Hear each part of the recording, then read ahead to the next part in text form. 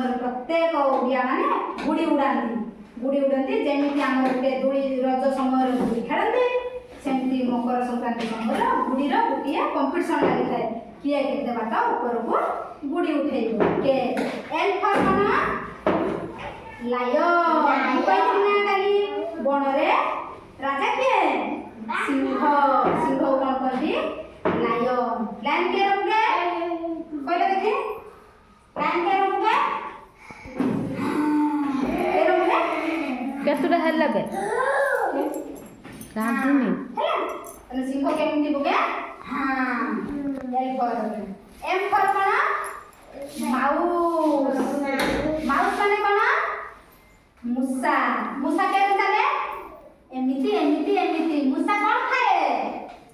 ଧାନ ଖାଏ ଆମର ଶସ୍ୟ ସବୁ ନଷ୍ଟ କରିଦିଏ ନା ବାସ୍ ସେମିତି ଆମର ସବୁ ଧାନ ଚାଉଳ ଲୁଗାପଟା ସବୁ କାଟିଦିଏ ମୂଷା କାଟିଦିଏ ସବୁ ଆମର ଖାଦ୍ୟ ଶସ୍ୟ ନଷ୍ଟ କରିଦିଏ ମୂଷାକୁ କିଏ ମାରିଦିଏ ବିଲେଇ